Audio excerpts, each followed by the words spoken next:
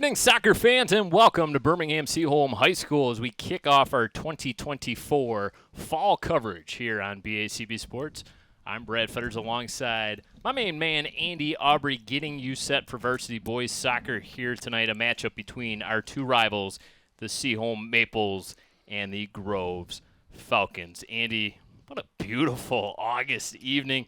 School hasn't started, but the season certainly has, as both teams have played one game. Seaholm coming off a 2-1 loss to Brother Rice, while the Groves Falcons had a 1-1 tie with Livonia Stevenson.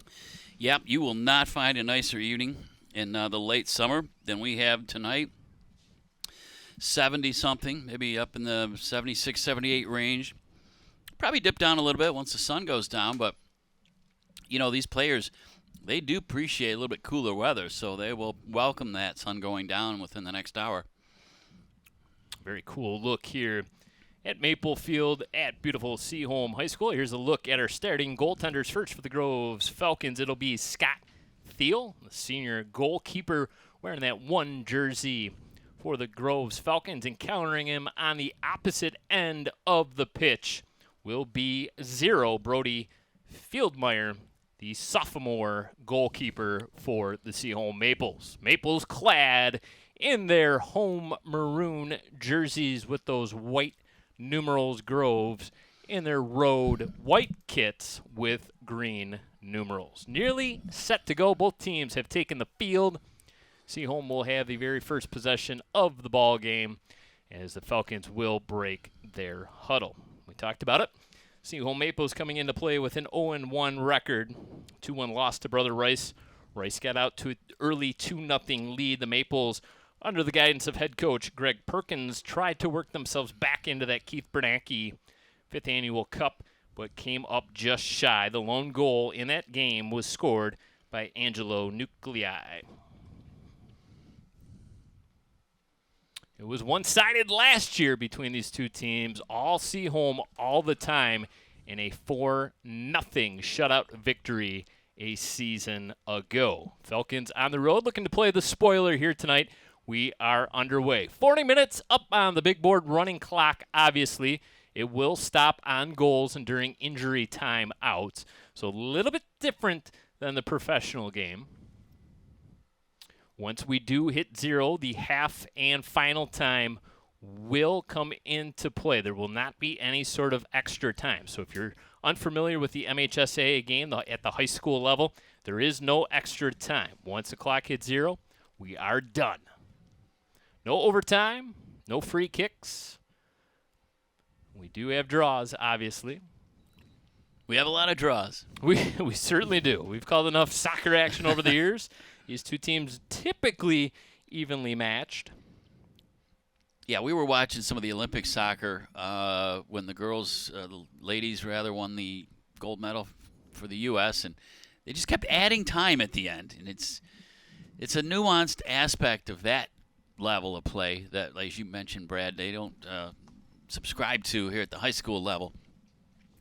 But, I know they do take into account injuries and other downtime when they add those minutes on at the end, but we shall not have to deal with that here tonight. Kiefer Horniak with the throw-in for the Maples.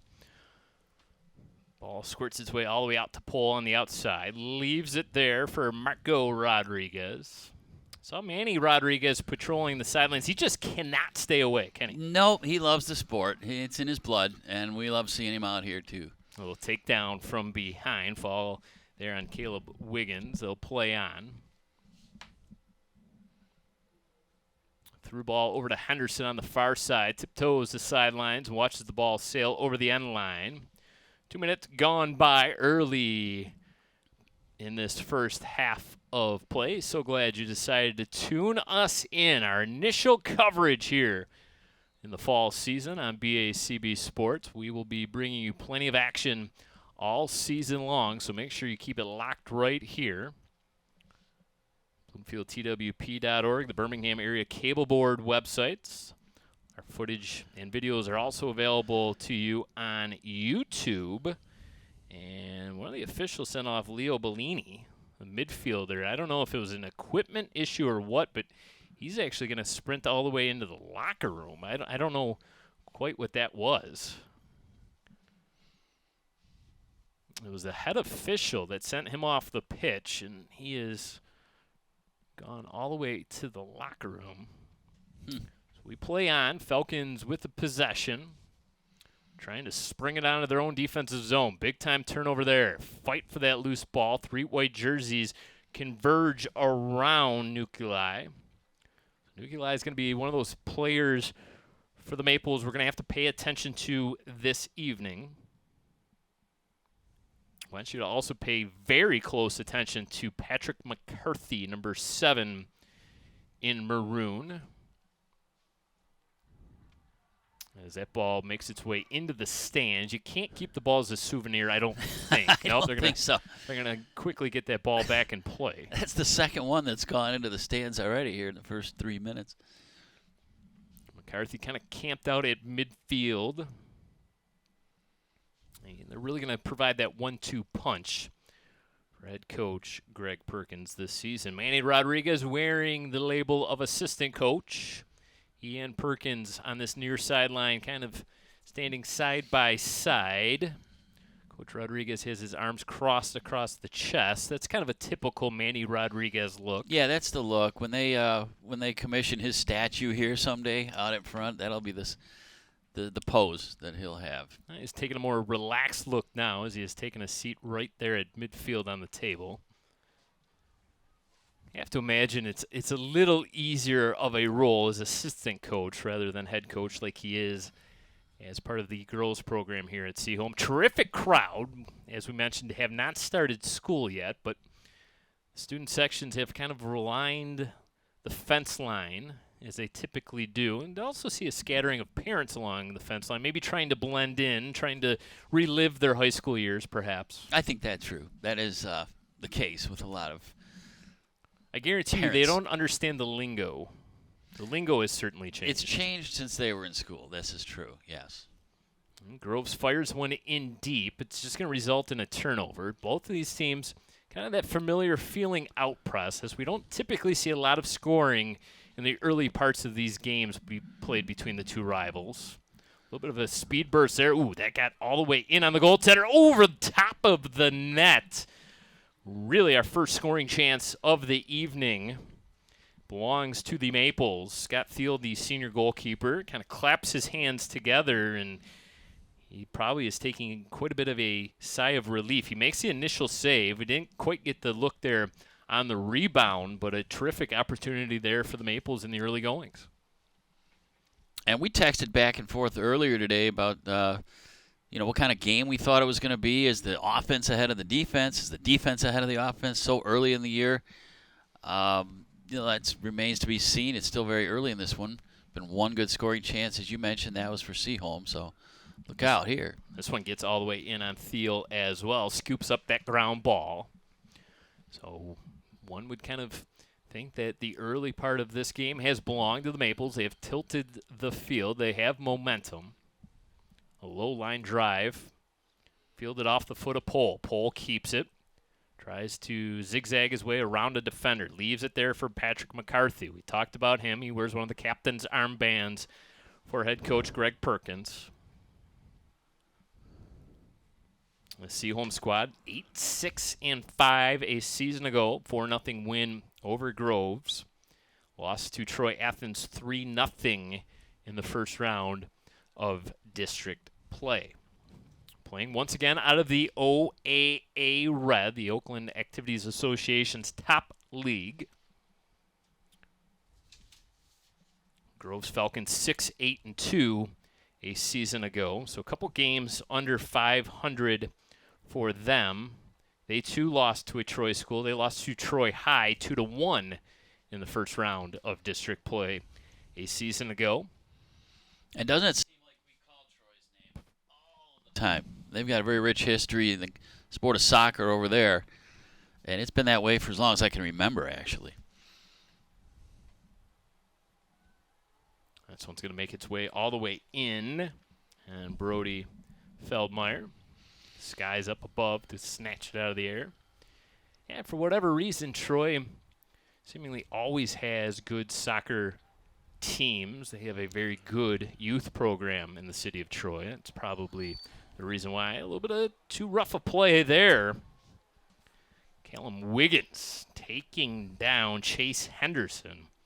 Henderson, the senior captain, taking a spill right at midfield. Head referee had no choice but to call out. Play on, no harm, no foul. A little one touch there, right onto the foot of Patrick McCarthy. Found his way all the way down to the end line. Tried to center it, but good job by Callum Wiggins. Wiggins got back defensively. We're going to have our first sub of the game. Leo Bellini checks in. Going to replace Evan Sachs. That's another thing. Unlimited substitutions in the high school game. Professional game, obviously, they're limited on how many fresh players they can bring out onto the pitch. Off the corner and in! The set piece works to perfection. And the Maples strike first. Marco Rodriguez with the first goal of the game, 8 minutes in. And the Maples lead it 1-0.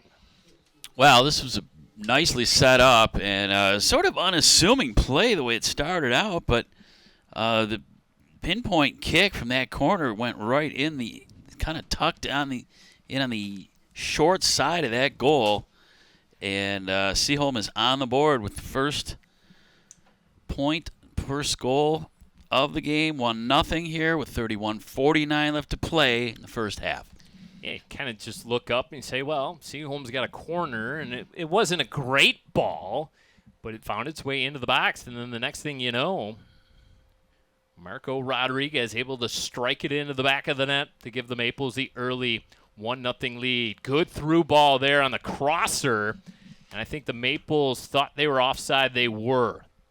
They were offside just barely, but they got in ahead of the play. And the linesman on the far side of the field blew it dead. So we'll get another look here at the corner and the goal. Chase Henderson able to throw that in, and I don't know. Did that maybe go off of Falcon? It's hard to tell from that angle. But it was a low liner. And all of a sudden it just kind of changed direction. It did. Yeah, I think it did. I think he glanced off the inside of his foot and found the inside of that crossbar. Hopefully a live truck can perhaps cue that back up for us at some point in the near future. We'll get another look at that goal. Steve Rhoda operating the controls tonight in the live truck. As that ball skips out of bounds off of the foot of Landon Lamb.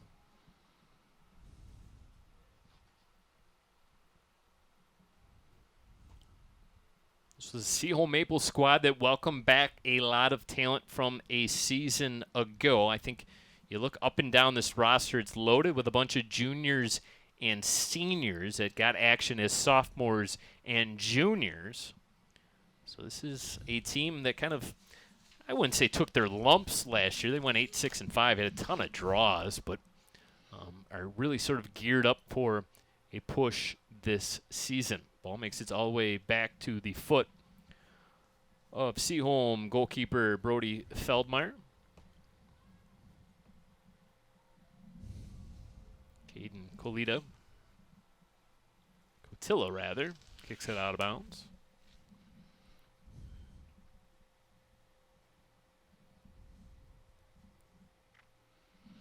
It's a good shot of the new athletic facility here at the end of the pitch. The football field has been under construction for the last year and a half or so, and it's up and running.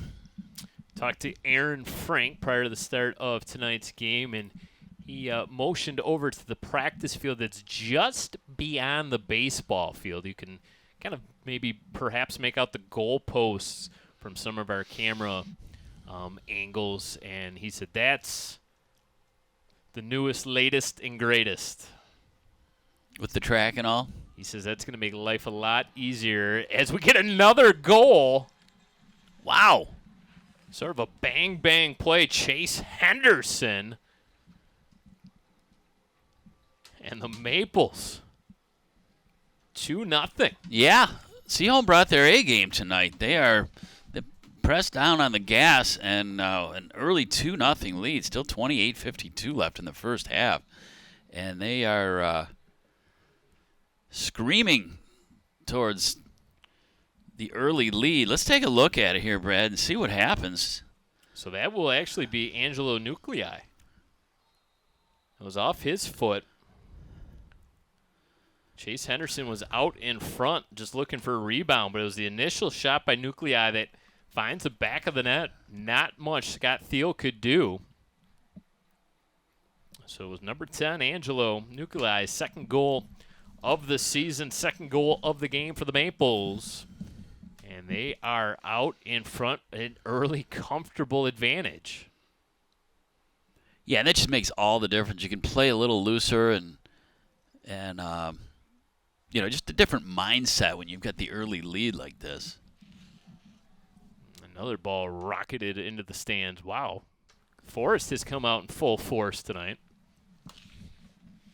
Yeah, nice showing by them. So that pregame conversation in the text message chain earlier this afternoon, I guess we can say lean offense here, huh? Yeah, in the early part of the season? We missed it, I guess. If we felt like defense was in the lead so far, not so much, at least not yet. So the early 2-0 lead for Seaholm, and they have absolutely been the aggressors so far. Feldmeyer vacated his goalie box, came far out to play it. And the Maples hold on to possession. 27-27 left to go. First half of play. Seaholm out in front 2-0. Boy, oh boy, they are really working the ball around this pitch well. They are playing keep away right now from the Falcons. Yeah, it's been tic-tac-toe, absolutely. And certainly we've been to enough of their practices, Brad. We know how tight a ship that Coach Perkins and Coach Rodriguez run the show here, and it seems to have paid off early. They have really forced the Falcons to chase.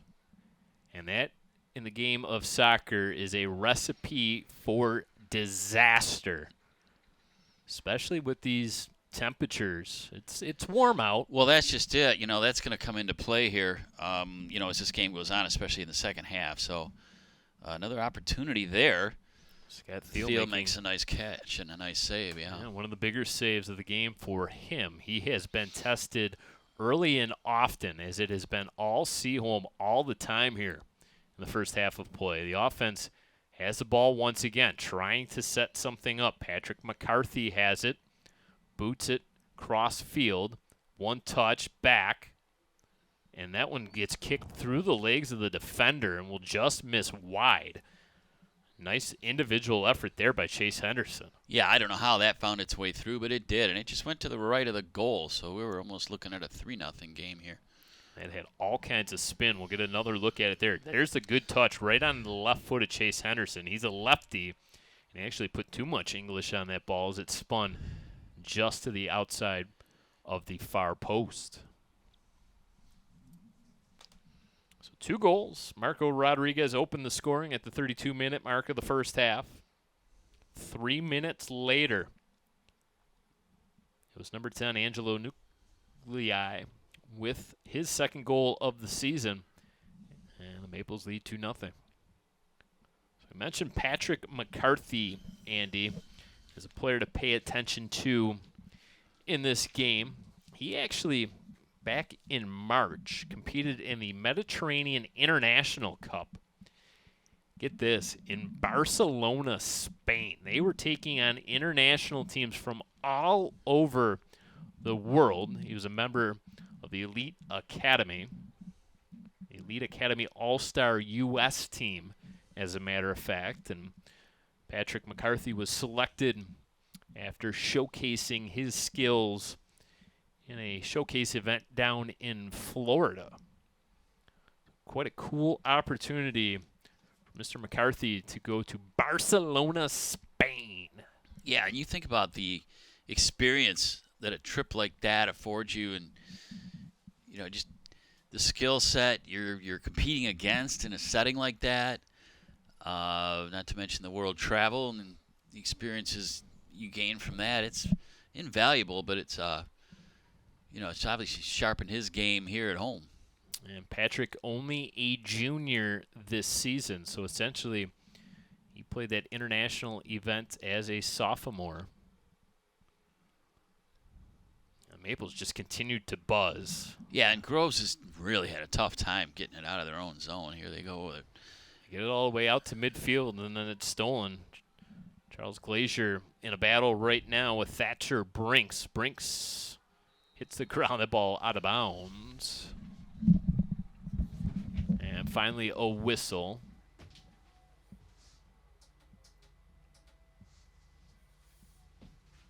Going to call the foul on the Maples, so it will be Falcon ball. We'll get another look here. And two players come together, tangling up, and they're going to call that. Free kick for the Falcons. Headed up. Played through to the near side. Kiefer Horniak. And he dumps his defender. Now it's Thatcher Brinks again. Thatcher's hit the ground a couple times.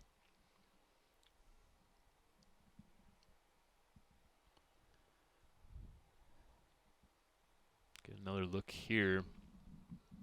Thatcher coming in. Yeah, okay.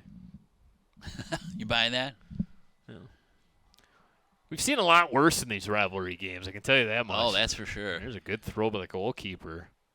And talk about turning defense into offense. A little 3-on-3. Nice job by the Falcons getting back. And just kind of thrown through and all the way in on Scott Thiel once again. Captains for the Groves Falcons this year, senior Luca Malo, number 2. And senior number 11, Caleb Wiggins.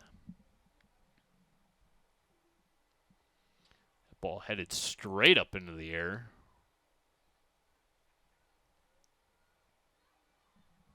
Sprinted forward now by Rodriguez, and a little too strong on that pass. Just under 22 minutes remaining in the first half. Grove's going to make a quick change as they bring in Alexander Cheeble. He replaces Ethan Thomas. That number scheme for the Falcons, that kind of template for their numbers, looks a lot like the Michigan State numbers. This is true, yeah.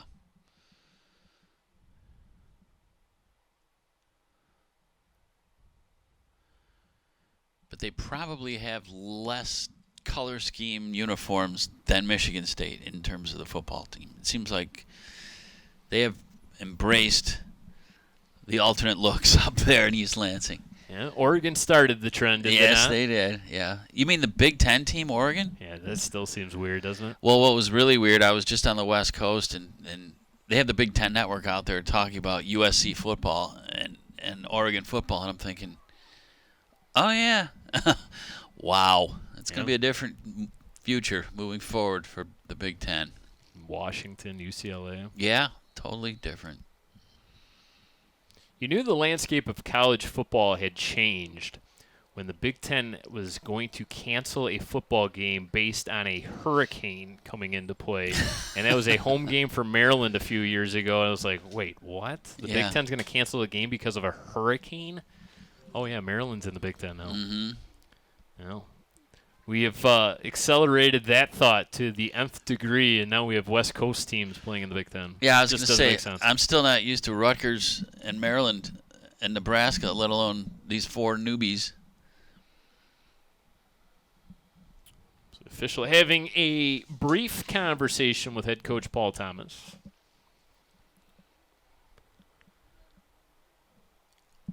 Seaholm Maples again. Boy, oh boy, they are just quick to the ball. Good through ball there. Numbers and an opportunity perhaps here for Groves, and just a strong defensive play. That was Brian Pohl, the midfielder, making the defensive effort for Seaholm. And not only are the Maples the aggressor on the offensive side of things, but they are aggressive in the midfield as well. They are fighting and winning the majority of these 50-50 balls. Yeah, they've been standing up, getting stood up. Groves has at the midfield mark at just about every turn. They've had almost no shots on goal here, if they've had any. I can't think of one. Maybe one. Falcon faithful making some noise on that latest slide tackle. Drew Stites and Ronan McLaughlin into the game. They'll replace Kiefer Horniak and Leo Bellini. Looks like Chase Henderson's going to come off the pitch as well. It's a much needed break as he quickly goes over to the Gatorade and takes a squirt of that. And I think we'll see quite a few in and out quick subs, substitutions here as this game goes on.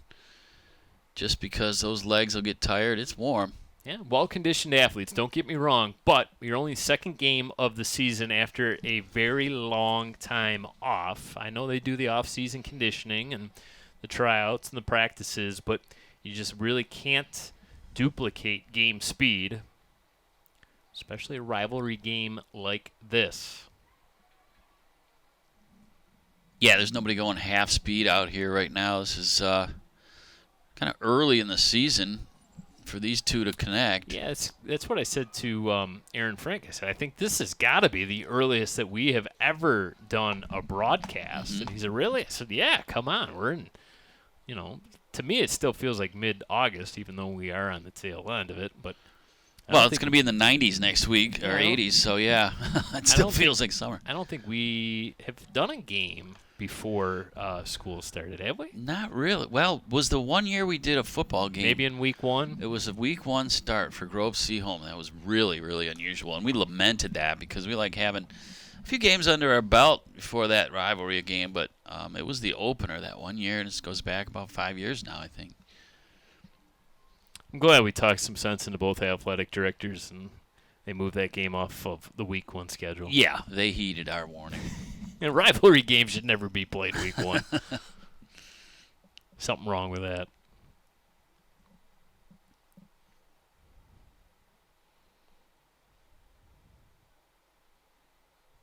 And some terrific ball work to maintain that possession. Ronan McLaughlin took it from the chest down to his foot. Moved it on to a teammate. Here come the Maples once again, changing directions on the dime. Horniak one touches it inside Nuclei. He's already got a goal tonight. Comes all the way out to Pole. Pole takes a shove from behind. Pedro Softner took him down to the turf. No call. So, the physical nature of this game showing through here in this first half. Both teams getting their shots in, so to speak. Yeah, there's been no shortage of pushing and shoving and elbows, and we've seen some hip checks. Yeah, some elbows, some forearm shivers. So you want to be a soccer player. Yeah. Be prepared for some rug burns on the artificial surface here. Tapped around and finally controlled and slowed down by the Falcons.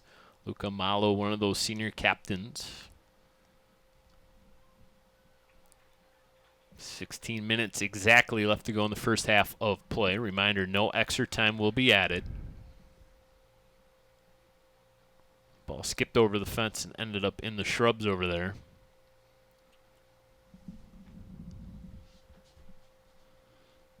Just a world-class athletic facility. Job well done by everyone associated with all of these projects here at Birmingham Seaholm.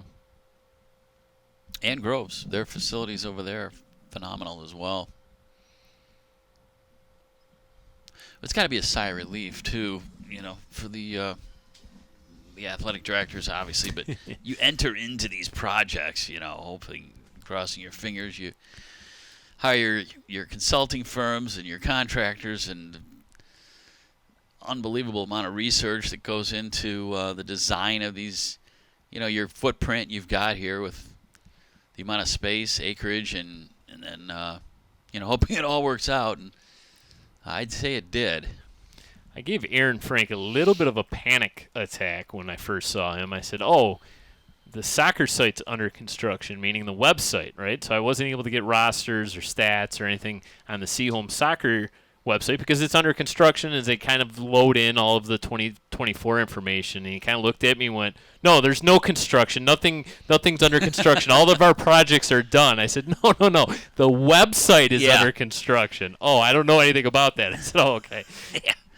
He can only keep control of so much stuff. In his mind, he was good on construction. Yeah, there's no bulldozers. I don't see any bulldozers left over. There is some dirt out there. I don't know. Maybe they're going to have some monster truck shows or something. It looks like they could do that. Maybe raise a little extra revenue. Mount Frank, is that what maybe we should call that out there? Mount Lincoln and Cranbrook, something. Yeah, I mean, it's a lot of excess dirt. They're going to have to smooth that out at some point. So here we go, another corner kick opportunity. It'll be Alex Martins into the box, headed through and wide.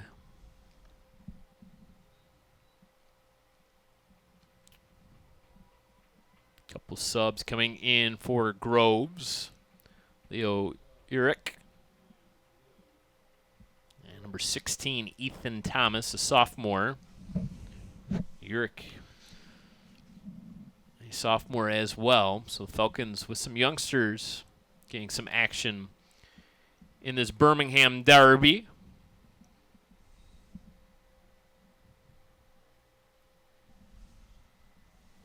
That was a word I learned a few years ago. Yeah. That's when two rival teams meet up in soccer, they call it a derby.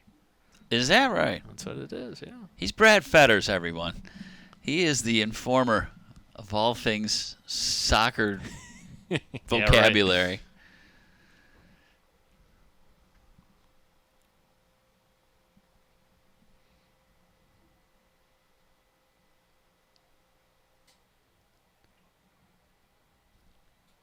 Fall sports include football, obviously. We'll have a swim meet here on our airwaves as well. And finally, the flag comes up. Yeah, we're going to have volleyball, right? Yep.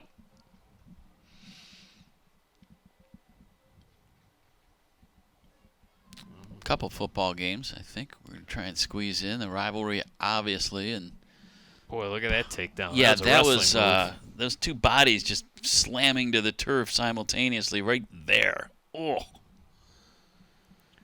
So this will be another corner, third of the game, and once again it'll be Alex Martins. Bends it in, headed out.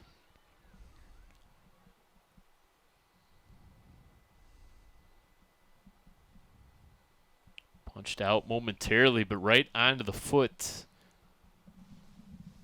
of Evan Sachs. Finally cleared out by the Falcons.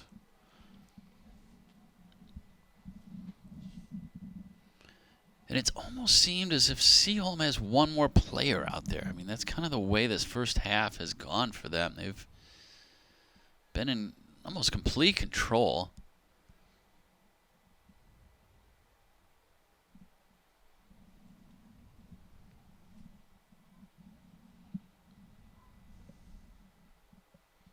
Approaching 11 minutes left to go in the first half. Trying to connect there with Drew Stites. That's McCarthy. And Seaholm has also some very good ball control guys on their roster. They've been doing some mad dribbling out there.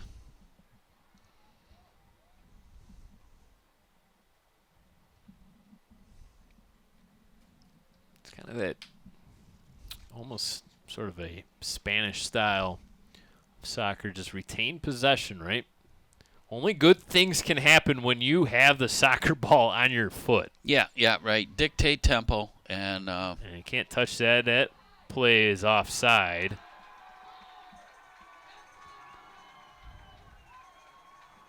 They're going to let that one go. The linesman on this near side said the play was onside. Everyone kind of froze, Yeah, just right. anticipating this play was offside. And it'll be number 10, Pedro Softner, the junior, with the goal. And this one should be really interesting. Well, let's see what happens, Brad. This is sort of an innocent enough kick.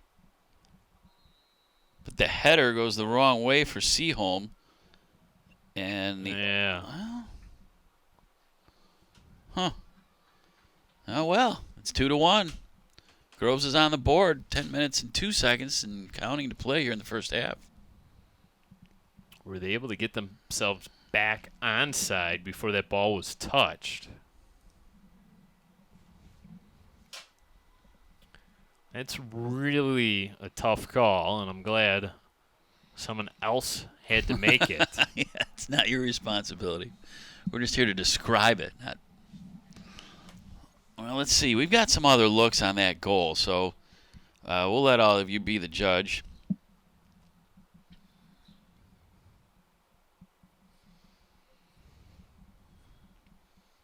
So any part of the body except the hands and arms, opponent's half of the field, closer to the opponent's goal line than both the ball and the second to last opponent. We get all that. So the player that eventually scores the goal was not the player that was initially offside. It was Ethan Thomas who was initially offside there.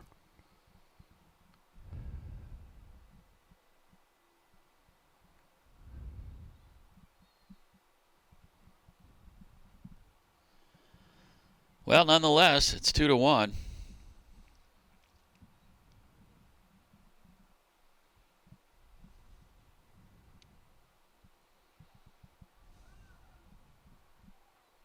It's tough. I mean, the simplest of the most straightforward definition of offside in soccer is opponent is closer to the goal than the second to last defender because of the goalie being considered the last defender. Okay. So if I don't know.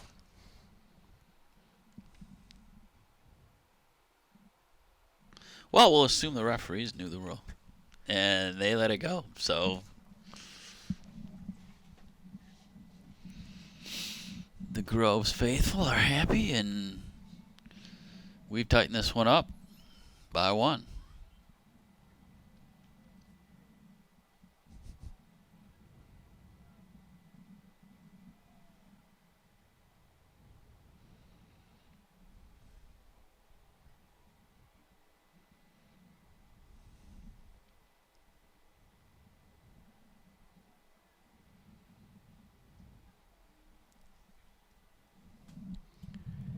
So kind of the thought would be the player that scored wasn't involved initially in the play. Right. But a teammate can be judged guilty of an offside if they receive the ball or will otherwise become involved in active play or will interfere with an opponent or gain an advantage by being in that position. So being in the position of offsides isn't quite the offense. It's being involved in the play, so to speak. It's not nearly as cut and dry as it is in, say, hockey where it doesn't matter technically who's involved in the play. It's pretty cut and dry. If you're ahead of the puck, you're obviously offside. We're going to look at it one last time. And it's going to be played out by the Maples. Right, and I think that's a factor, first of all.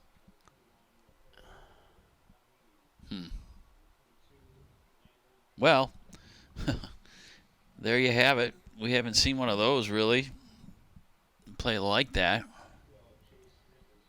going to have a few more substitutions here. Keep rotating those legs in and out.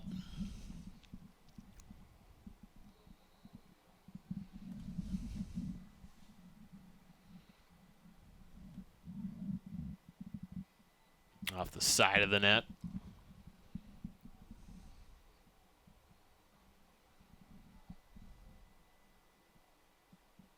So Groves pulls in within one after the early onrush of scoring by the Maples, scoring 8 minutes into this game, and then 3 minutes later they take the 2-0 lead, and they really have dictated play. They haven't really taken their foot off the gas pedal, but a bit of a broken play, a defensive miscue perhaps you could label it as one. The turnover deep in their own zone allows Groves to score the goal. Yeah, and it's got to make Paul Thomas and company thrilled. I mean, they have been chasing the better part of this match so far, but you look up on the scoreboard, they're only down a goal. It's 2-1 in anybody's game yet.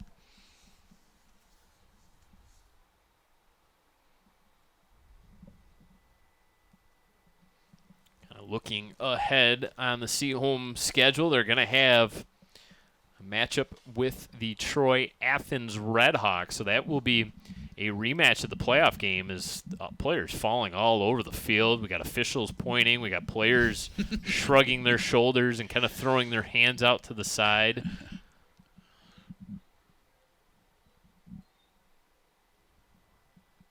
We got a little shoelace issue going on. A couple players just fall down like bowling pins. So you got the rematch with Troy Athens coming up right here at Seaholm High School. That game will be played next week. Then road games, getting some of the Catholic school teams, Pontiac, Notre Dame Prep, and Detroit Catholic Central. Detroit Catholic Central playing their games out in Novi. And then another road game, so 3 straight road games against the Troy Colts. So Seaholm taking on both Troy schools along with some Catholic teams in Notre Dame Prep and Detroit Catholic Central.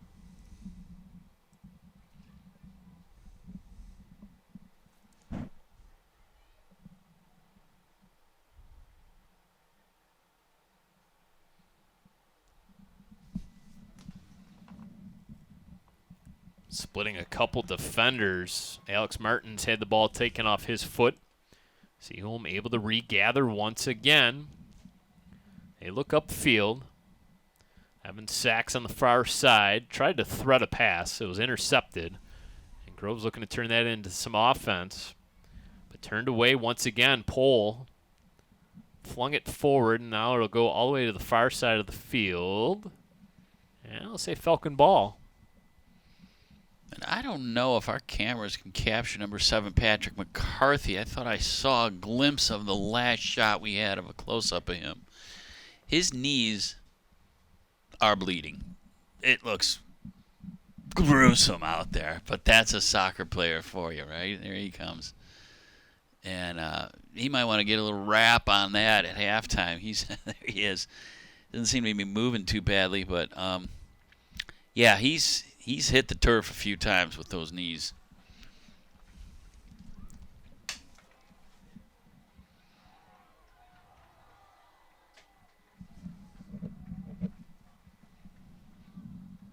This will be a throw-in for the Maples.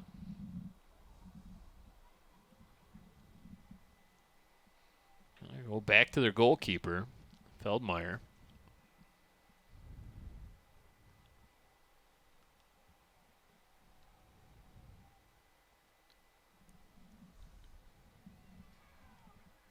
One touch. Slamming on the brakes, changing directions. Wiggins to the far side of the field.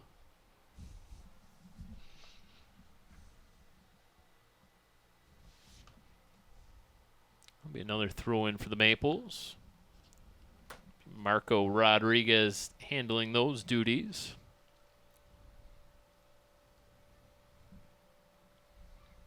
Feldmeyer getting involved in the goalkeeper position. He's been busy. He hasn't had to make a lot of saves, but he's kind of been involved in the setting up of the offense. Gonna kick it deep. Try to catch the Falcons sleeping on the defensive zone. Not going to happen. They kick it out of bounds. It's going to be a quick transition. Seaholm's going to look to throw this ball in quickly, and they do just that. Linovitz got it going. One touch there by Evan Sachs. The Falcons spread out a little bit too close together. That back line of defense really didn't spread themselves out. They are all kind of camped around the middle of that back line. And unfortunately, Seaholm couldn't take advantage, but they will have, let's see, we're just going to have a throw in. 70 seconds remaining. Throw comes in. And a takedown from behind. Chase Henderson hit the turf. Might have a few more players bleeding before the end of this half. Oh, yeah, definitely. These guys have been sprawled out all over the place here today. And we're not even at halftime yet. They need to feel a sense of a lull, I think, here, Brad, the last couple minutes. It seems like the guys are already a little bit winded. Might need some peanut butter snacks and a little Capri Sun or something at halftime.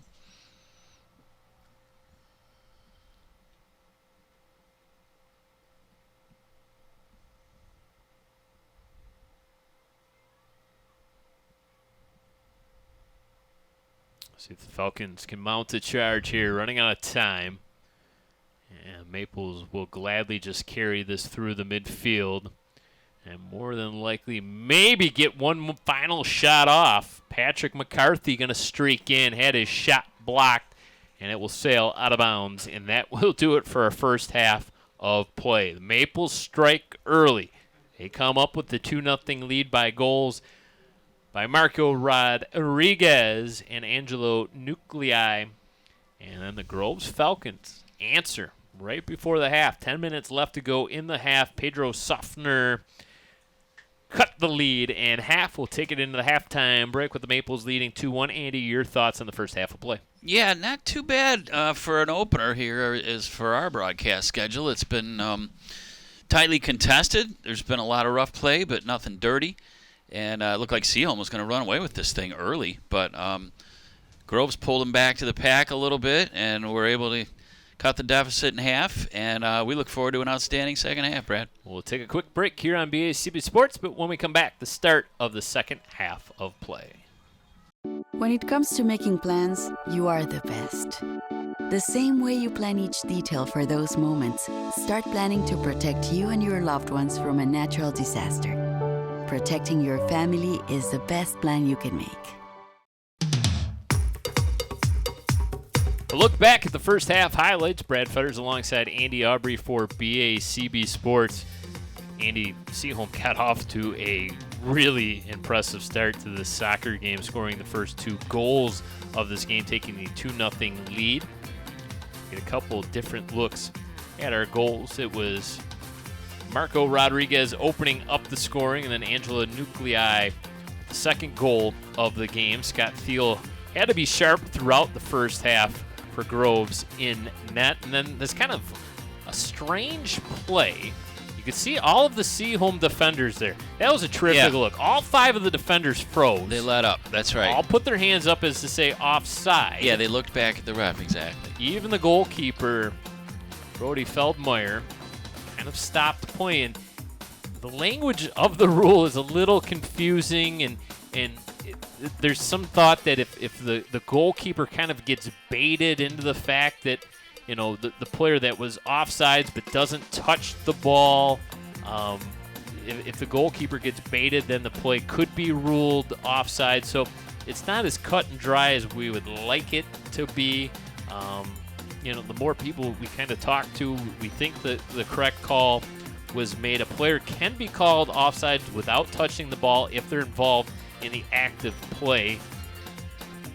Was he involved in the active play? I guess it comes down to the linesman's interpretation of the rule. And he said the play was onside, and the Falcons were able to take advantage. Could that be one of those plays that is dependent on the game and how it's going? You know, you like to think that they're officiated the same way no matter what the score is, no matter what point of the game it is. But the conspiracy theorists out there might suggest that because this was a way to get this thing closer, and I'm not taking anything away from Groves. They did an outstanding job of stemming the tide that was the maroon rush of the first half of the first half, when it looked like a rout was building when Seaholm started this thing. And, they pinched it off. So Groves they cut it to 1, and it should be a whale of a second half, Brad. Well, I think if anything, we've learned something very valuable tonight, and that is to play until the whistle, and you never assume anything, right? Don't assume the play's offside. Just continue to play, keep defending, keep marking your man, and nothing then can go wrong. And that might be a really good teachable moment for Greg Perkins in the very next practice. Everyone can gather around and watch that play and say, you know where you guys went wrong? You all made the assumption that the play was offside rather than playing on. Let the linesman do his job, you do yours, and however it may shake out is the way it shakes out. So 2-1, back to live action now, start of the second half of play. So glad you decided to stay tuned with us here in this outstanding rivalry game. What a way to kick things off this fall season under the lights here on a picture-perfect night in Birmingham. Oh, yeah, it is gorgeous out there. But especially, depending on how this game ends up, it had been all Seaholm up to that point. And, one goal, as we've noted in the past, can really shift the momentum in a game where it looked like one team was just flopping around and not getting anywhere, but they get sort of maybe a fluke goal, maybe a unexpected goal like that one for Groves, and you start feeling good about yourself all of a sudden. You think, okay, we're back, boys, that sort of thing. So, it's a new half, and hopefully everybody got a little energy bar in them for the halftime break and some hydration, and they're ready to go. Brody Feldmeyer playing it forward.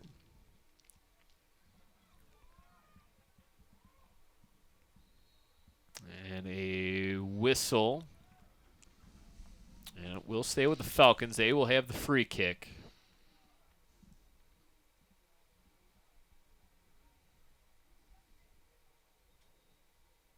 Physicality picked up in the second half of that first half. Oh, yeah, there were bodies flying all over the place. Yeah, and we saw it, the evidence of it, in the form of rug-burned blood.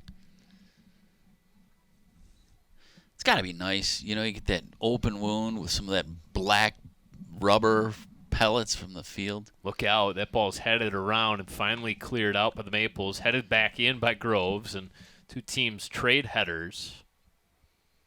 Kind of came up hip level. Everyone avoided the handball there. Now finally kicked out of bounds. Look out. Good crowd. We talked about it in the first half. They've stuck around. Oh, yeah. Looking down the way at the bleachers, are nice amount of parents here. Really, the students are the ones that should be credited for turning out tonight. They'd be both sides. Yeah, you often worry, right, when school's not in session. Is everyone going to get the memo? Everyone going to show up? Yeah, well, true, and some vacations are still going on, the last of them for families. But, of course, if you've got a player on the team, you're going to be in town. So as far as the spectators go, it's good to see everybody out.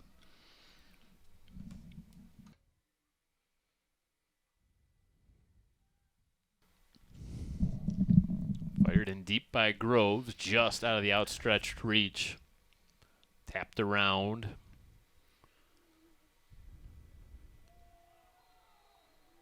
A little push there. Ball go over the Falcons.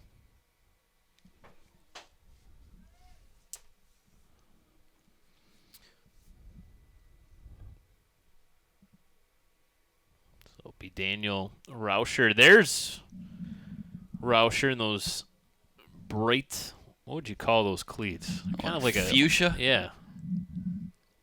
Magenta? Pink is too... No. Not right. No, they've got a little more purple in them, actually, which I would... But they stand out. It's kind of got that NASCAR paint scheme thing going, where if you've ever been to a race, you see how bright those cars are. It's the same concept here. They pop. They make him look like he runs really fast, too. Yeah. That's what I needed. Something that made me look a little faster. I think the players, how the little kids have those light-up tennis shoes? Yeah. The LEDs? That's what these guys should all wear. Everybody, blinking around the field. Yeah. And then turn all the lights out and get a light-up ball. And then we would have to put, like, the stroke warning on before our broadcast. Right. For the strobes, yeah. Turn this thing into the Savannah Bananas, just have some crazy promotions. And we'll get Aaron Frank on that. I'm sure he'll have some great ideas. Scott Thiel in that bright, kind of highlighter yellow goalkeeper outfit. Yeah, that is bright. You throw the shoes in the mix there, he can't be missed. Make a great crossing guard. I think it's even bugging out our cameras. Yeah, it's screwing up our color balance completely. The goalkeeper kit just wrecking havoc on the cameras. Ball kind of pinballs around, and the bicycle kick! Oh boy, that would have been a BACB highlight reel goal if that bicycle would have went in. We haven't seen a lot of them, but that was a good effort. I kind of raised out of my seat, Andy. I couldn't wait to call that bicycle kick goal. That was outstanding. Even my voice went up a few octaves. You did. That was, how could it not? That was pretty exciting stuff. Let's look at it right here. It kind of goes up in the air, and it's perfect setup. Boom! Just a little too high. Man, I got so excited. It did go over the crossbar. We got a field goal out of that one, but boy, just about 2 feet lower, I might have found the net. I was holding my breath, turning slightly blue up here. Yeah.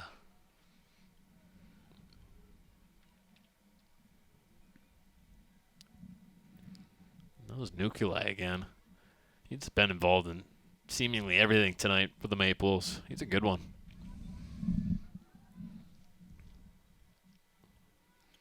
And credit Seaholm coming together again for the 5th straight year with Brother Rice. We talked about it. The Keith Bernacki Cup, the 5th annual. Played a couple nights ago. Boy, I mean, imagine some games early next week that are going to be played in 88, 90-degree temperatures. That you talk about a test of stamina and legs and staying hydrated. Those are going to be some tricky games to get through. So that Keith Bernacki Cup, named after the former Seaholm coach and teacher Keith Bernacki, who passed away back in 2011 at the age of 33 after a long battle with cancer. A terrific effort by both schools to not only raise money, but to come together on the pitch.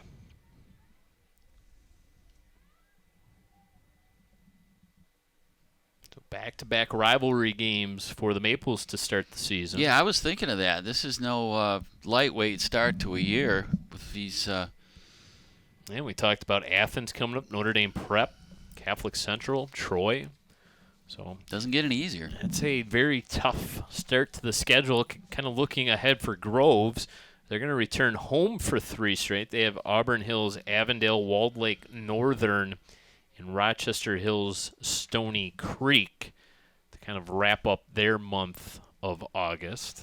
But is this Seaholm tough schedule like this to start the year kind of the Tom Izzo school of loading up on the big boys early, the North Carolinas and Dukes of the world and Kentuckys and so forth, to sharpen your game for later in the year? I don't know. It couldn't hurt, I wouldn't think. Well, the nice thing about it, especially at the high school levels, the losses don't really hurt you in terms of seeding and that sort of thing. You already know pretty much who's going to be in your district, and obviously it's all about league championships. You mentioned Tom Izzo and Michigan State. They get into the tournament every single year anyway, so a loss to a North Carolina or a Duke at the beginning of the year doesn't hurt. No, it's never hurt them. Just gears you up for that tough stretch of league games, and there's a goal by the Maples. Whoa! An absolute beauty. And big-time celebration. Angelo Nuclei again, his 2nd goal of the game, 10 minutes into the second half. 3rd goal of the season for that young man, and he is turning himself into quite the prolific goal scorer. He sure is. This is just total ball control here, and he's got two defenders chasing him, but He's able to punch it in the far side for Seaholm's third goal of this one to reestablish that 2-goal lead now with 30-33 to play in the second half. You like offense? You like offense? You've come to the right place. This is it, folks. There are no 0-0 ties tonight. So that 2-goal lead opened right back up. There's the senior captain. Early front runner for BACB Sports Player of the Game. Yeah, I was thinking of that. He's definitely thrown his hat in the ring.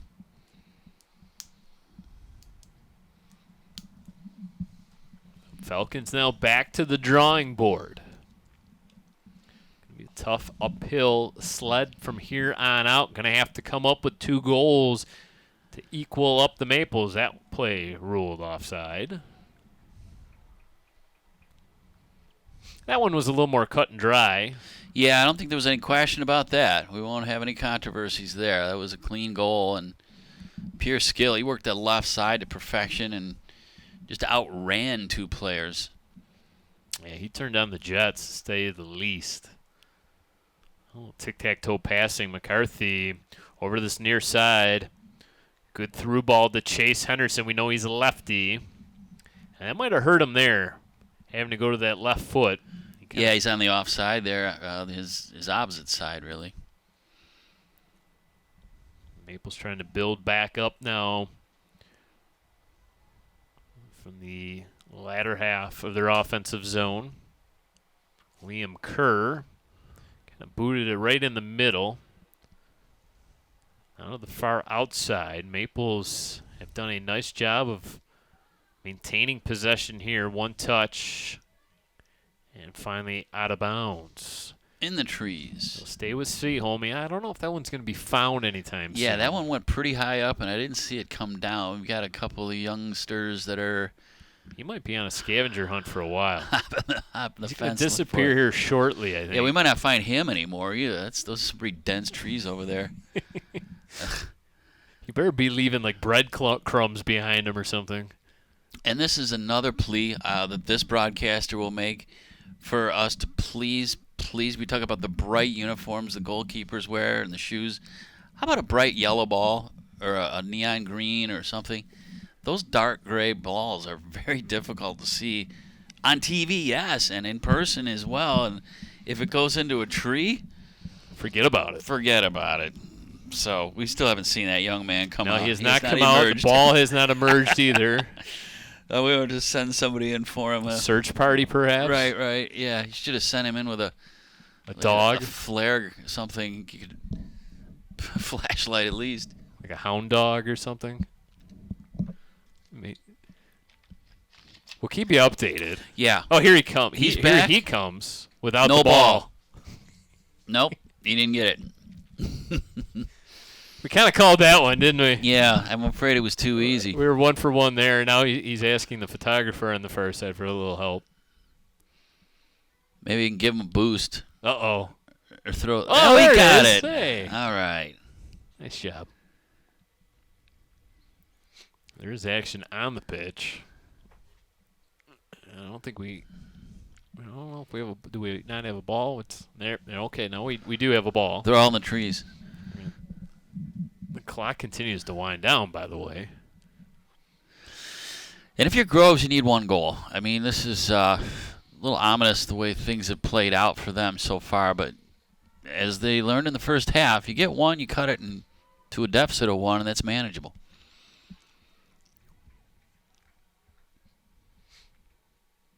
Yeah. Headed in a little bit deeper now, and Seaholm will try to cycle the ball back in. That's kind of been the story of the game. Yeah, they're very good at possession. They've maintained for a good portion of this game. They've kept control of the ball. That's McCarthy. He's dangerous, and that ball hit the upright goal post. Yeah, that one's out of bounds. Can't play that ricochet.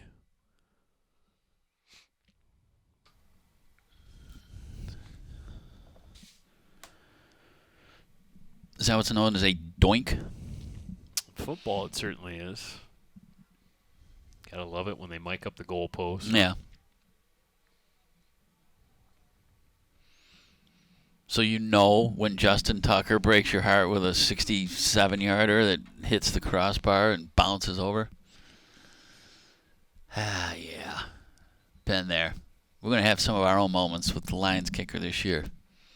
Mr. Bates. Bates has got a leg. Played some soccer, in fact, did he not? I believe so. Yeah. Mike Kottmeyer on the crew tonight. James Drum. Lee Solomon, I believe, in the live truck tonight. Lily on the crew.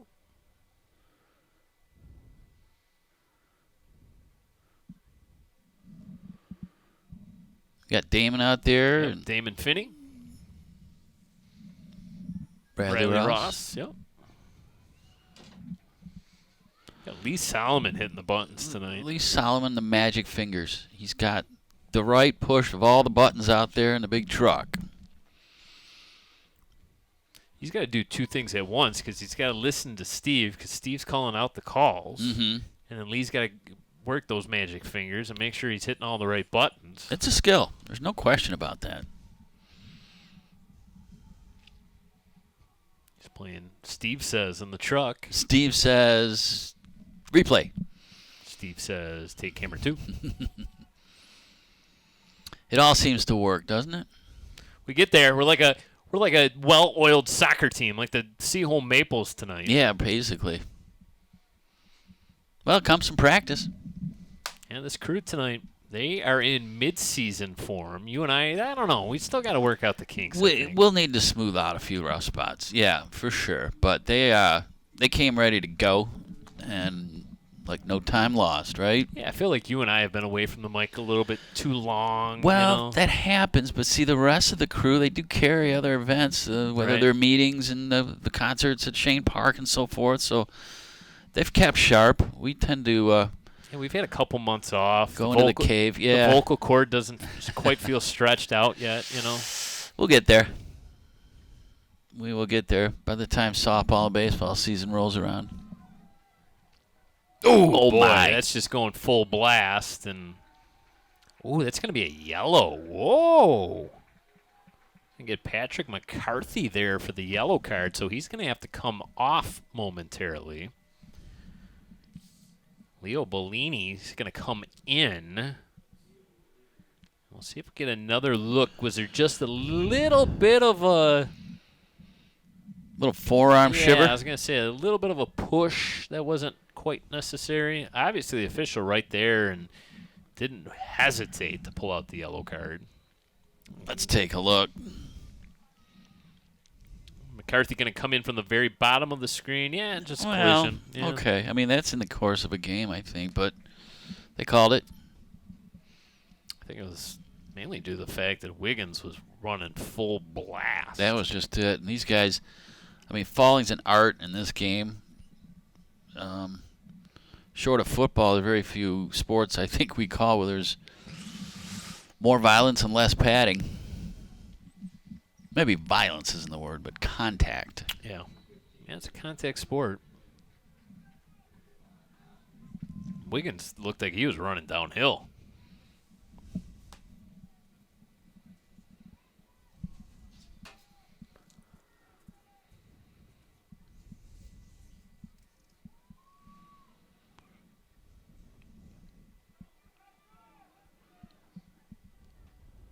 Groves trying to pressure ball just a little bit.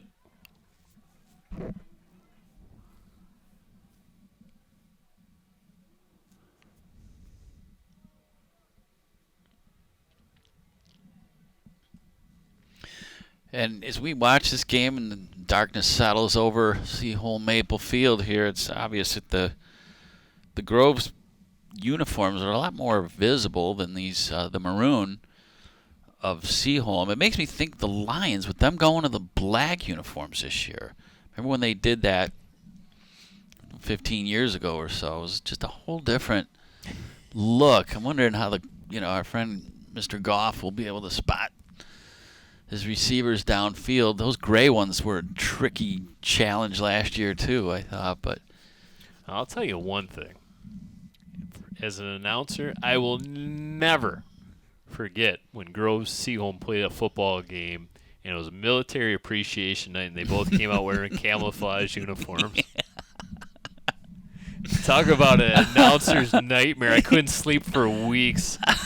Can't read the numbers.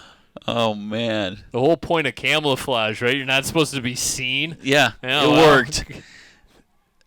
Ooh. Just sails past the goalpost. Just across the goal mouth and falls harmlessly away. But that was another good opportunity for Seaholm there. And that was back in the day when all of the press shared one single press box. I think, if I'm not mistaken, I think that game was played at Seaholm, and yeah, it was. We kind of looked at the PA announcer, and he was kind of looking at us, and he had a spotter, but we didn't have the spotter, and the spotter had binoculars, and he still couldn't read the numbers on the jerseys, and it's like, well, good luck. And Coach DeWald had that veer option offense running, and everybody kind of met at the mesh point, and who came out with the football, who knows, because we can't read numbers. Couldn't tell. I mean, the camel's one thing, but at least if they had white numerals, that would have helped, but they didn't. They were kind of like a olive or gray or something. It was like, oh, please. Yeah. Great on paper. Yeah. Love to support the military. No problem there. But from the standpoint of your broadcast announcers, not much help. And the NFHS has written now in the rule book that the numbers on the jerseys have to be clear. And it really becomes an officiating standpoint as well, because the officials on the field have to be able to recognize numbers if they're sending players off and that sort of thing, penalties and all that. So it becomes, a safety issue. It becomes an issue for the officials as well as the guys upstairs trying to do the broadcast. Yes. You're no longer able to have, say, black numbers on a black jersey with just white outlines or something. You have to have contrasting colors, and it has to be a noticeable contrast.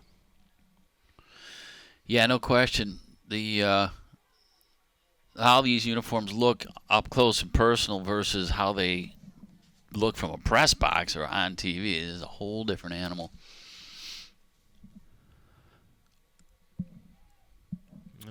And broadcast television is the reason why numbers started appearing on the shoulders of football jerseys. Shoulder numbers, all because of television. Mm-hmm.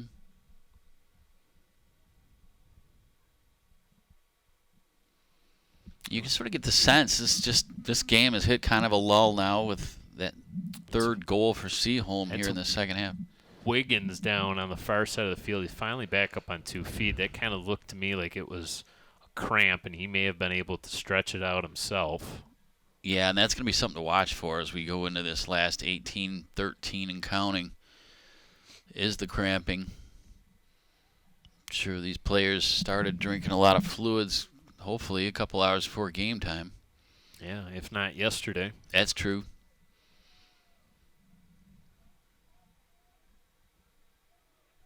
Ooh, a little bit of a push from behind. Wholesale changes coming in for the Falcons. Landon Lamb, Mason Koch, and Landon Helprin. I remember in high school, all the soccer players would just be loading up on spaghetti. It's just plate after plate of it at lunchtime. That day or the day before? That day. The day of, yeah. Gotta get that protein. Eating it off the styrofoam trays. Oh, yeah. Yeah, it's Wiggins. Wiggins tangles up, comes out of the fray. Opportunity here for the Maples. Through ball all the way in on goalkeeper Scott Thiel. Bowl one over to this near side. Luca Malo punches it forward, headed deep in. That was Marco Rodriguez using his head.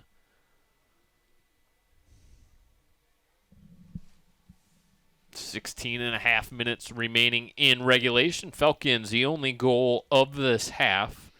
Angela Nuclei, second goal of the game, third goal of the season. Extended that lead for the Falcons. They lead 3-1. Angelo, a senior forward this year.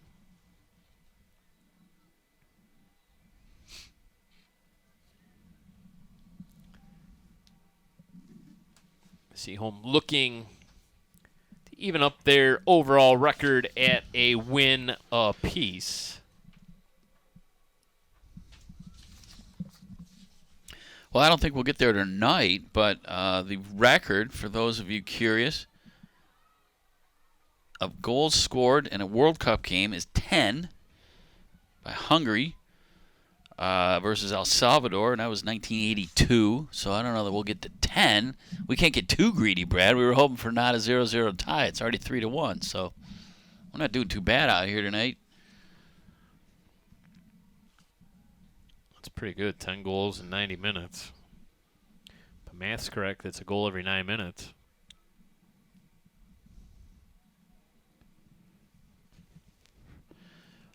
You remember Ronaldo, right? Who could forget him? Ronaldo's that guy. Yeah, he scored 23 goals in a game once. Come on. His team won 23-0. That's what they say. He was 13 years old at the time.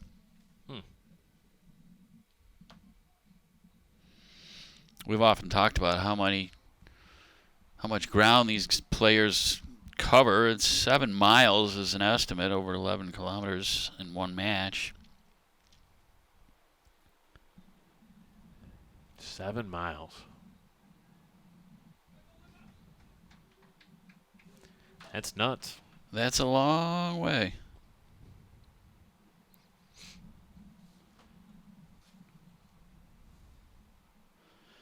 Did you happen to take any of that Euro Cup in that was on this summer? A little bit, maybe? Not really? No. I caught a little of it. It was just on. There was a couple different tournaments going on at the same time. One was... Yeah. The Americas played all together, right? It was right. South America and North America. Yeah. They say that in 2016 in the Euro Cup, Iceland was in it, and 10% of their population traveled to France for the match. That would be like, I don't know, 30 million Americans going to somewhere for a game.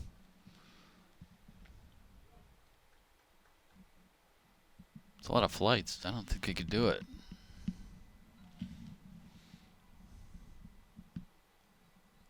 Who knew Iceland had a soccer team? Yeah. Do now. 13 minutes left to go in regulation. Seaholm, the home team, in front, 3-1.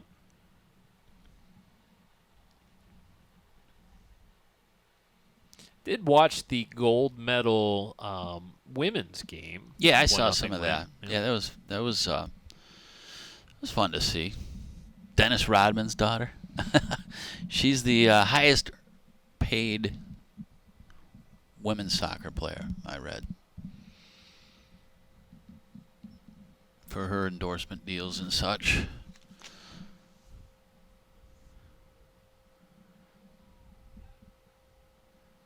Seaholm just doesn't appear to ever be out of position. They get back defensively and kind of spread you out offensively.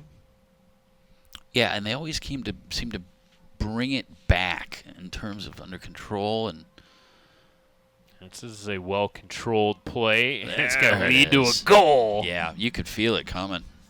And just a terrific individual effort there, and you got to love the celebrations, as that will be number 25, Gavin McLaughlin, the sophomore.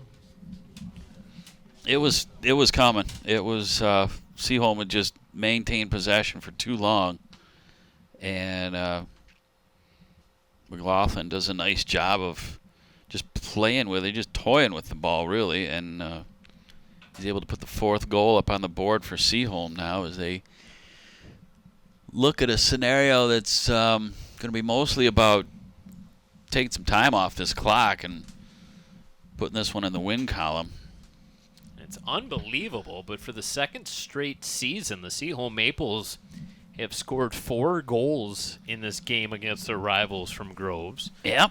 It's a 4-0 shutout victory a season ago. Now 4-1 lead with 11:44 left to go in the second half.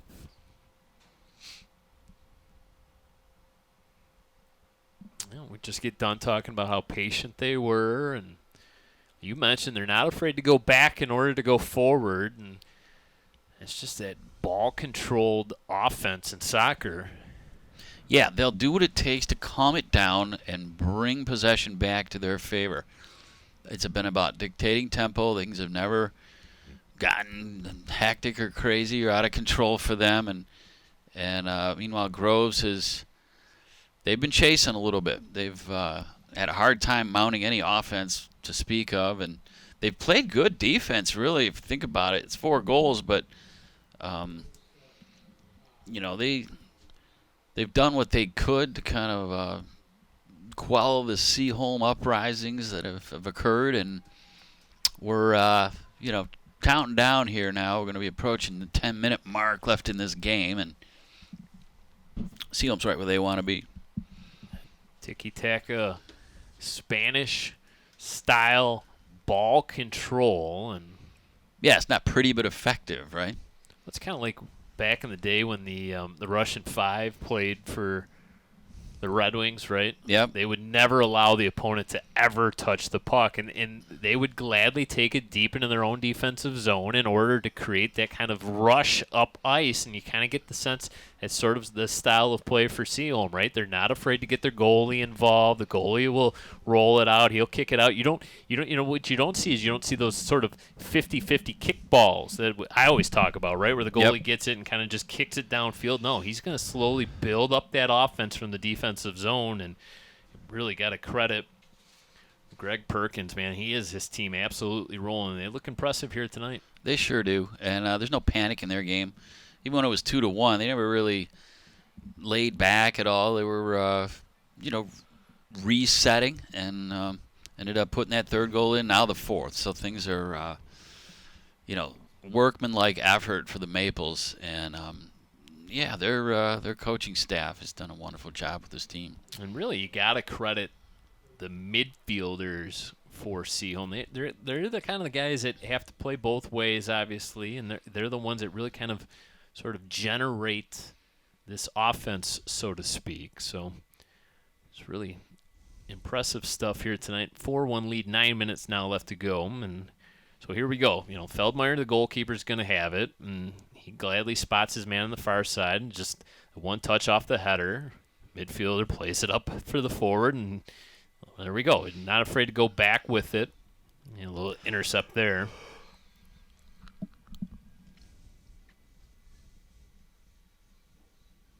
Maple ball, and Seaholm will allow some of that clock to just continue to wind down. No sort of hurry to go get that ball and throw it in. No, there's a lot of walking going on outside the field of play, the pitch, and those substitutions are coming in. There's a little bit of slow jogging, shall we say.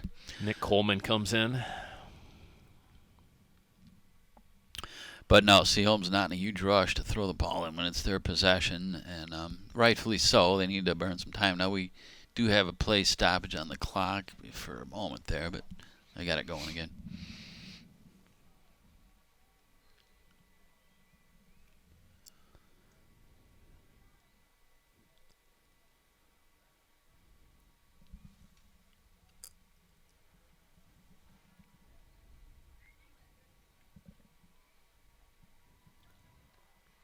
So this will be the only regular season matchup between the two schools. Always potential to meet in the playoffs. Mentioned Seaholm going to play in that ultra competitive OAA Red. League's top division. And with this game being a little more lopsided, it does give both coaches an opportunity to play a little deeper into their bench, which will be valuable experience as the season rolls on. Get some of these guys some playing time and sharpen their game up. Comes in deep.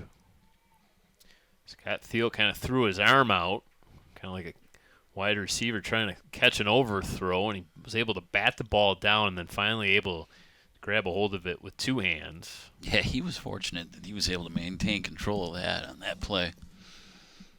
He had a Seaholm player bearing right down on him.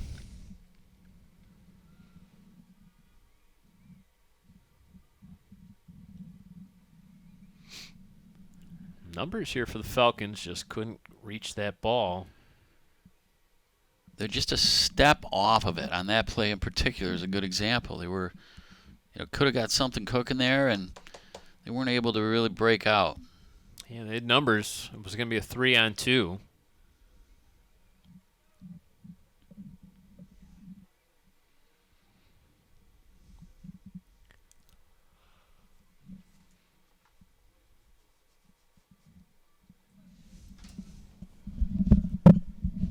McCarthy plays it back. Come to the near side. 11. Lenovitz. Midfielder. Wing back. The Maples.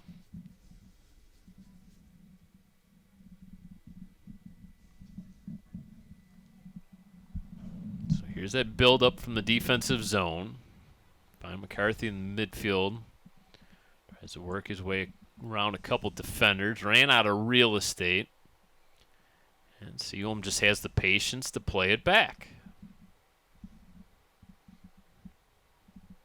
Has to be a sinking feeling if you're trying to defend this. Yeah, they're just chasing. Groves is. And for Seaholm, they're perfectly content to just kind of toy with it in the middle of the pitch. Especially with a 3-goal lead. Yeah, they're not trying to, do anything too radical or, necessarily even score any goals anymore. Just maintain possession, melt some minutes off this clock, and call it a day.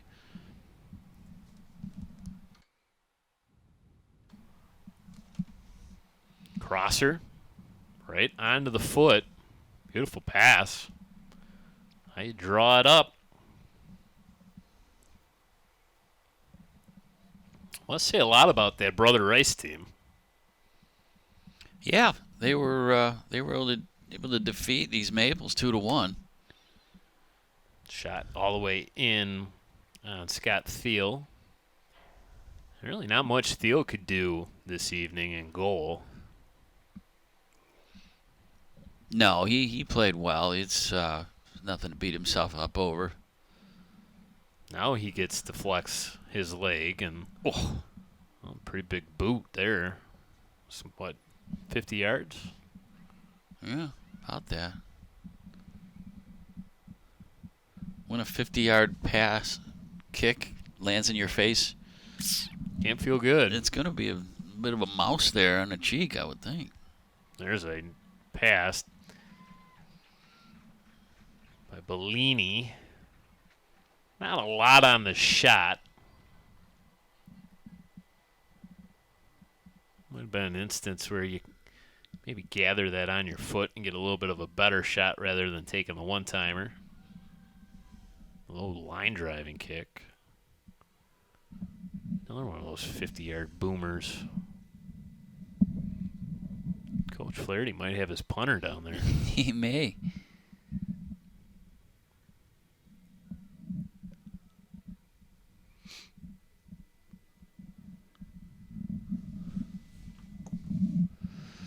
And if you're Seaholm right now, it's just time to kick it back and forth a few times. And we're at the 3-minute mark here in a couple seconds. And they should be feeling pretty good about themselves after this one. Angelo Nuclei, 2 goals in this game. Gonna probably have to give him BACB Sports Player of the Game. We think, unless things change, he will end up having the game-winning goal for Seaholm. Number 10, Angelo Nuculi, senior forward.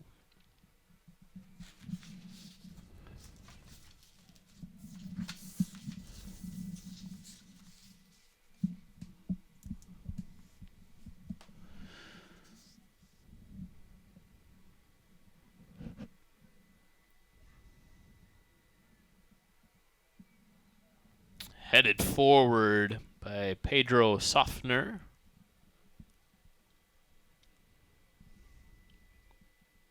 Feldmeyer, sophomore goalie, now has to dive down on that ball. He was feeling a little bit of pressure from Wiggins. Probably a wise move. Credit the Falcons. They haven't just completely laid down. They're not at all. Continuing to play on. No, not at all. They'd love to put up another goal here. That would be kind of a whiff morale shot booster there for them to slip one more in. Seaholm's having none of it, though. They are definitely not laying back. Look at that change of direction. McCarthy blows past his defender, still on his foot. Ooh. Tried the through ball. Cut off by the defender. One touched back. Now scampering upfield. Softner wanted it. Unable to connect. And approaching 1 minute now left to go in regulation. All Seaholm all the time. 2 goals scored here in the second half, both by the Maples.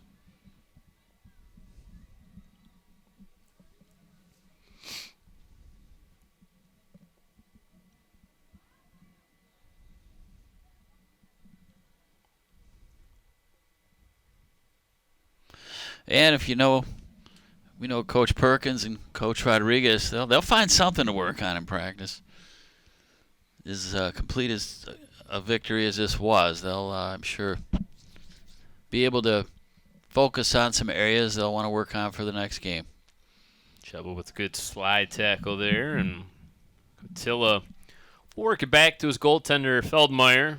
Look up at the big board, realize 15 seconds is left, and we'll kick it deep, and countdown begins. 5 seconds left to go, and that will do it. 4-1, our final score. The Seaholm Maples over the Groves Falcons.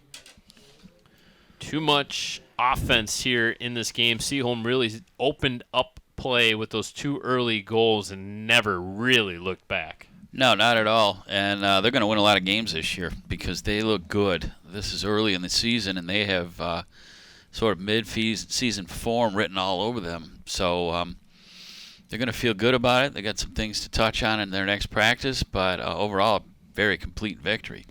Why don't you head down to field level and gather up our player of the game. In the meantime, we'll take a quick break here on BACB Sports. But when we come back, it will be our post-match commentary along with that player of the game interview. For decades, I've taught you everything I know. But only you can prevent wildfires.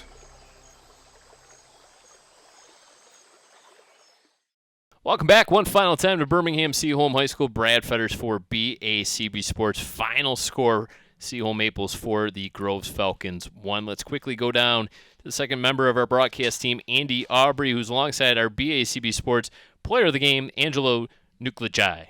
All right, Brad, here we are with our BACB Sports player of the game, number 10, Angelo Nuclegi. And Angelo, we do apologize for the misspelling, mispronunciation, I should say, of your name. But your game spoke for itself on the pitch tonight. Outstanding effort by you. 2 goals, big win against the crosstown rival, Groves Falcons. That's got to feel good. What's going through your mind right now? I'm absolutely ecstatic. I know me and the boys are as well after the loss to Brother Rice last week, our other rival game. So we really gave it our all. And I got to give it to my coach, Greg Perkins, too. He pushed us really hard this week, and I'm super happy with the result. Yeah, it's obvious you guys are well coached. And Greg has always stressed fundamentals. You practice, you play how you practice, right? So now it's early in the year. How was the wind? How were the legs tonight? Everything was good. I mean, we're all ready. We're all ready to continue the season, and that's a good major win. We're gonna be boosted up. We definitely got humbled last week, and now we're only up from here. So, I mean, do you guys talk goals in practice, or just win every game you can, and then we'll straighten it all out in the districts and that sort of thing? Yeah, I mean, in practice, the whole goal is just to win the game. That's all we do. We just push, and especially this week. And yeah, we're going to keep working hard and give it our all. Absolutely. Well, it was a precision effort by you and your team tonight. I mean, congratulations. It's got to feel good, and you had an outstanding game yourself. So we'll wish you the best of luck the rest of the way out, and we'll keep tabs on all the progress, and wish you the best of luck. Keep going, man. Thank you so much. All right, Brad, there he is. Angelo is our man, number 10. BACB Sports Player of the Game. He's right here. And we'll send it back up to you to wrap it all up.